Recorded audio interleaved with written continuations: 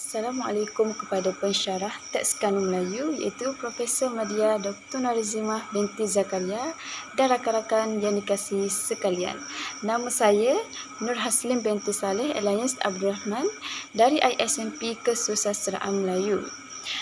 Kami dari kumpulan 9 telah berpakat untuk membuat ulasan buku kumpulan puisi iaitu Cermin Adab.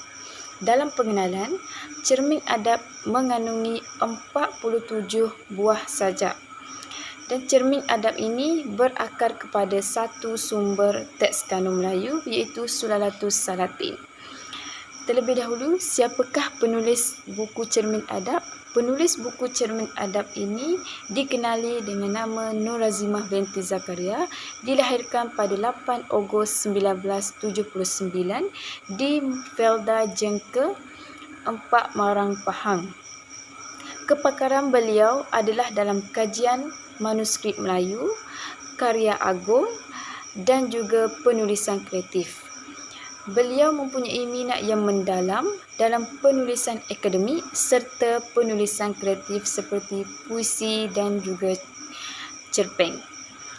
Dan kumpulan puisi Cermin Adab ini dikaryakan oleh beliau adalah satu usaha untuk masyarakat pembaca lebih memahami, untuk memudahkan lagi masyarakat pembaca ini memahami isi yang terkandung dalam mengenai sejarah bangsa Melayu. Akhir sekali, tema yang diketengahkan dalam buku Cermin Adab ini berkisar tentang kekeluargaan, tradisi masyarakat Melayu, kewanitaan dan juga mengenai gejala sosial masyarakat. Hello guys, what is on the news today? Tak ada lagu Roger. Okey, Assalamualaikum warahmatullahi wabarakatuh. Nama saya Muhammad Farhan Hakim bin Muhammad Yusof, memegang nombor metri D2019-108-7579. Rumusan dan kesimpulan yang saya dapat simpulkan daripada kedua sajak ini, iaitu sajak Hei Si Gagah dan Si Badang, adalah yang pertama iaitu menepati janji, yang saya petik daripada sajak Hei Si Gagah. Sebagai seseorang manusia ataupun insan, kita haruslah menepati janji apabila berbuat janji dan jangan sesekali memungkirinya.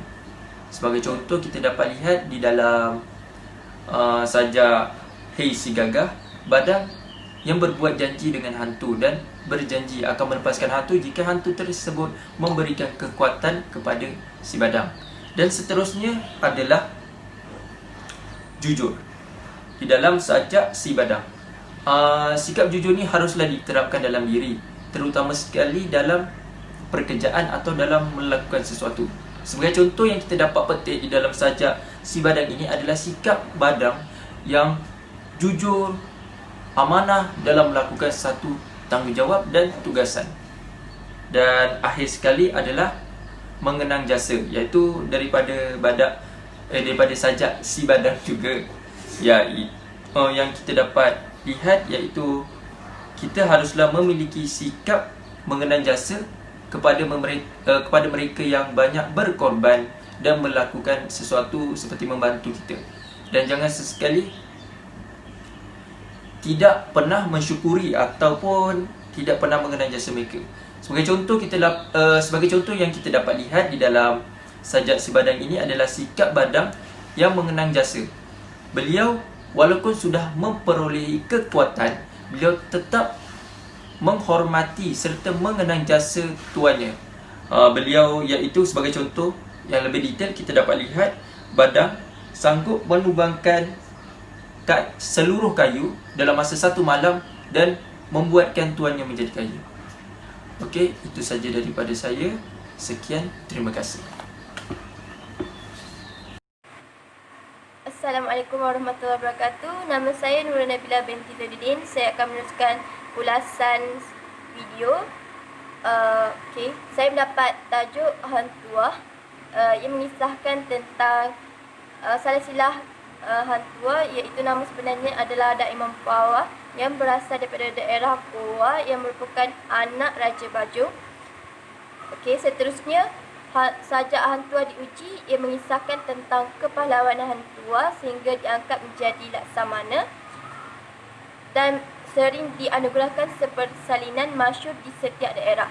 Seterusnya, sajak Hang Tuah dihukum bunuh mengisahkan tentang tuduhan terhadap Hang Tuah yang telah bermuka dengan Dayak istana sehingga menyebabkan Raja Melaka berasa murka dan dihukum bunuh. Seterusnya, sajak cinta itu ia berkaitan dengan perasaan yang sangat indah pada masa dulu. Ungkapan cinta antara golongan raja dan rakyat biasa dapat diperteguhkan dengan buah adat. Seterusnya, sajak peristiwa kerana sagu dan kerana akar tubuh Patih Putih mengisahkan tentang kehebatan Raja Melaka yang telah ditunjukkan oleh tempat Patih Putih kepada Raja Cina. Seterusnya, sajak Puteri Halipo ia mengisahkan sajak tentang seorang puteri dari Cina yang sangat rupawan yang telah dikahwinkan dengan Sultan Mansur Shah. Seterusnya, sajak Kedal Kerana Tulah yang mengisahkan penyakit kedal Raja Cina yang tabik hanya menyatakan bahawa hanya air basuhan kaki Raja Melaka yang dapat menyembuhkan penyakit kedal tersebut. Seterusnya, sajak Hanjebat mengisahkan tentang kederhakaan Hanjebat terhadap Raja Melaka kerana ingin membalas dendam terhadap kematian sahabatnya Hang Tuah. Sekian, terima kasih. Hai, salam sejahtera. Nama saya Lidiana Joseph dan pada hari ini saya akan membentangkan beberapa buah sajak yang terdapat dalam buku Cermin Adab. Okey, yang pertama ialah sajak yang bertajuk Tun Teja dan Hang Nadim. Sajak ini mengisahkan peristiwa tentang Tun Teja yang telah dibawa lari oleh Hang Nadim daripada tunangnya iaitu Raja Pahang. Hang Nadim telah melakukan tipu muslihat dengan menjadi pelulut untuk melembutkan hati Tun Teja. Hang Nadim terpaksa melakukan perkara tersebut kerana beliau ingin menghapuskan dosanya dari Raja Melaka di atas kesilapan yang pernah beliau lakukan sebelum ini. Tun Teja ini merupakan seorang puteri yang mempunyai rupa paras yang cantik dan berbudi bahasa. Dan hal tersebut telah menyebabkan Raja Melaka ingin memperisterikan Tun Teja. Pada ketika itu, Raja Pahang telah berasa marah dengan tindakan Raja Melaka, lalu baginda telah mengisytiharkan peperangan dengan Raja Melaka. Okey, sajak yang kedua pula ialah sajak yang bertajuk Tun Teja. Sajak ini mengetengahkan tentang luahan hati Tun Teja sendiri di mana beliau telah mengenangkan nasibnya yang telah dibawa lari dari Pahang ke Melaka. Tun Teja telah merasakan bahawa beliau dijadikan sebagai alat permainan politik pada ketika itu. Okey, sajak yang seterusnya ialah sajak yang bertajuk Darah. Sajak ini mengetengahkan tentang anak Raja Ahmad yang disanjungi oleh rakyat jelatanya. Rakyat jelatanya sanggup melakukan apa sahaja demi baginda. Dan pada suatu hari, anak Raja Ahmad ini telah ataupun ingin meminang Puteri Gunung Ledang. Namun, hasrat baginda itu telah dikenakan syarat di mana baginda disuruh untuk mencari hati nyamuk, hati kuman, setempayan air mata darah, setempayan air pinang dan jambatan emas dan perak. Okey, sajak yang seterusnya pula ialah sajak yang bertajuk Berkotakan Batang Pisang. Okey, sajak ini mengetengahkan tentang seorang budak pintar yang telah datang ke Melaka. Bukan Melaka, tapi Singapura. Budak pintar ini telah datang ke Singapura dan dikatakan membawa tuah kerana budak pintar ini telah memberi idea kepada Singapura untuk menggunakan batang pisang sebagai tembok pertahanan. Hal ini demikian kerana Singapura pada ketika itu telah diserang oleh ikan todak. Dan bagi menangani masalah yang berlaku pada ketika itu, Singapura hanya menggunakan betis. Lalu perkara itu telah menyebabkan Singapura telah mengalami kekalahan. Dan disebabkan oleh kepintaran budak itu, para pembesar rasa tergugat dan telah menghasut Raja Singapura supaya membunuh budak pintar itu. Assalamualaikum warahmatullahi wabarakatuh. Nama saya Siti Nuriza binti Mustafa dan saya akan meneruskan pada bahagian penutup. Di dalam penutup ni saya ingin mengulas tentang karya sastra ni bukan sahaja menjadi dokumen masyarakat, tetapi ianya turut menjadi cermin kepada cermin. Dalam erti kata lain, teks hikayat Melayu ni turut menjadi rujukan ataupun cermin kepada sejarah Melayu. Untuk memahami apa itu cermin kepada cermin. Cermin tu ejaannya sama, tetapi ianya mempunyai huruf huruf depannya berbeza, iaitu ada si besar dan juga ada si kecil. Kalau cermin si besar tu merupakan kanun, manakala si kecil tu pula merupakan hasil selepas kanun, iaitu sejarah Melayu.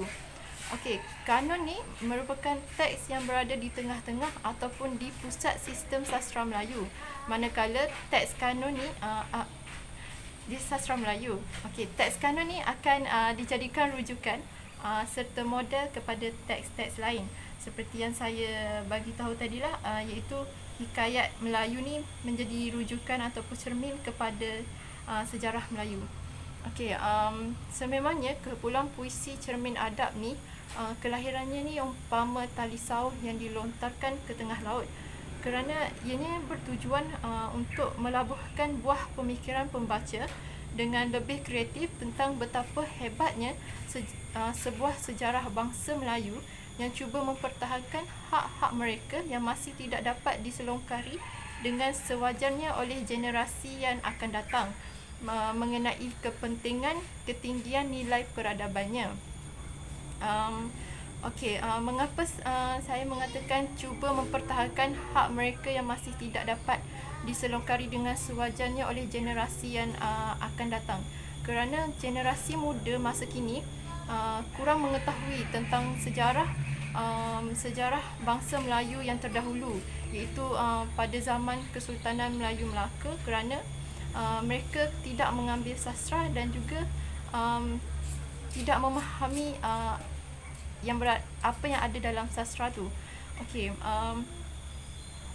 Oleh itu, dengan gaya bahasa yang dipermudahkan dan diperindahkan, kumpulan puisi ni mampu menyuburkan kefahaman pembaca, khususnya generasi muda, untuk menghargainya, menghayati dan memanfaatkan untuk menjalani kehidupan masa hadapan mereka dengan mengetahui kisah sejarah bangsa yang tinggi nilai peradabannya. Saya rasa kumpulan puisi cermin adab ni sangat penting dan juga ianya bermanfaat untuk generasi muda, kerana di dalamnya terkandung sajak-sajak yang menceritakan tentang keseluruhan sejarah bangsa Melayu daripada zaman Kesultanan Melayu Melaka, dan juga ianya menceritakan tentang kehebatan raja-raja kita terdahulu dan juga kehebatan tokoh pahlawan Laksmana yang ada di zaman Kesultanan Melayu Melaka seperti Hang Tuah. Setakat itu sahaja. Sekian, terima kasih. Sebelum lupa,